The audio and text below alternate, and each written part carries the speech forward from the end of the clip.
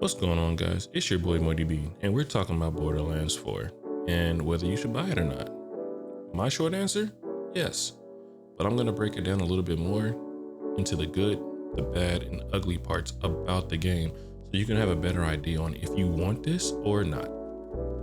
And before we get too deep into the video, I also want to mention that I am on my journey to 500 subscribers, so if you like what you're hearing, don't hesitate to click that subscribe button. All right, let's get into it.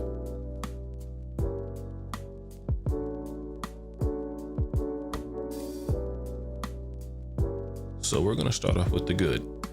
Borderlands 4 really captures that Borderlands 2 feel. And honestly, I can say it feels a little bit better. The weapon gunplay is smooth and fun. The movement system is a huge upgrade. You can slide, ground pound, just like in the pre-sequel, double jump like in the pre-sequel, air dash, and even hover, but you don't have to be in space to do all that. Makes the combat feel really fast, really smooth, and I enjoy it a lot.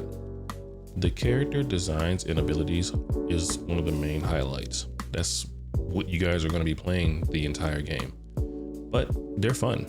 I started off with Rafa, the Exo Soldier. His loadout is really good. Dual autocannons, a plasma cannon that you can charge up and just do devastating damage, and dual blades.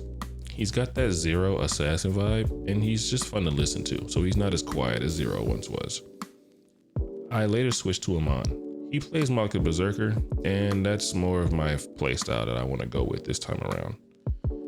He has dual axes that you can throw, or throw both of them at the same time. And then he also has a shield and a whip that you can use that does freeze damage. You can freeze and shatter your enemies. I've been using that quite a bit to get out of some sticky situations, but you know, it's not too overpowering yet because I'm not upgraded. All in all, both characters are incredibly fun to play, so no matter who you choose, I think you'll have a good time. The story for Borderlands 4 is more or less like all the other stories. One big baddie who's in control of everything, and you have to go stop him, obviously. But this time around, the baddie is someone named the Timekeeper, and he can control you at will as long as he has access to the module that he bolted in the back of your neck. Pulling that out, story-wise, showed that you can either die from it or turn into a psycho, which I thought was interesting because we have a better idea how psychos were made in the game. You know, before, they were just psychos. So that really did pull me in. I'm excited to see what more they have, but we're just gonna have to wait and see. All in all, I've had a pretty fun time. I've spent about 13 hours in the game, and I still don't want to put it down. Only reason I'm putting it down is to make this. So, you know, let's get on to the next part, which is the bad parts about it.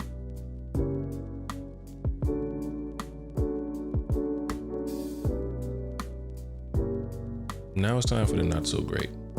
If you plan on getting this on PC, I wouldn't recommend it. The main reason I got it on PC is because I have no other way of recording since I don't have a capture card anymore. But the PC port is pretty bad. I'm running on an i7 10700K, 32 gigabytes of RAM, and an RTX 3070 on an SSD. I get a lot of frame drops, especially while I'm recording. Now, when I close OBS and stop recording and streaming, it's not unplayable, but it does kind of ruin the experience for you. Now, if you are bent on playing this on PC, whether it be that's the only platform you have, or you just prefer to play it on PC, 2K, or rather Gearbox, has released a NVIDIA optimization guide, you know, just to help people who have specific type of specs. They did run the numbers and put out a lot of information based on the hardware you have for 1080p, 1440p, and 4K. I will put the link down in the description if you are interested in that.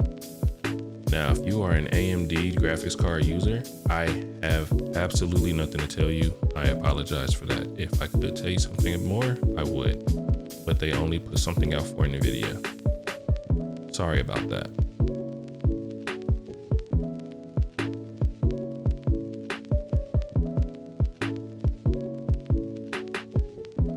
The ugly part about this game is really just the optimization. Gearbox could have really polished the game better for the PC port. Even with decent specs, I found myself troubleshooting just to make sure things go even just a little bit smoothly. And you know, I don't have the money to get myself a super powerful rig, and I'm sure everybody around the world doesn't either. But that's my key takeaway from it. At the end of the day, I still recommend this game. Borderlands 4 is just fun. Combat is sharp, movement is fluid, powers are interesting, story is engaging. I just wish it was better optimized for PC. And no, this is not sponsored by Gearbox or 2K in any way, although I do wish it was.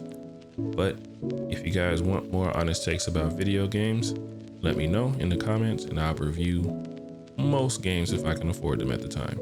Just gotta give me a minute, okay? But I do appreciate you guys for coming through and sticking around, and I will catch you guys on the next one. I do stream every Monday, Tuesday, Wednesday on Twitch and YouTube. And then I do try to crank out videos as I can. My work schedule is pretty hectic. I will see you guys on the next one, hopefully with a new outro and intro. All right, have a good one.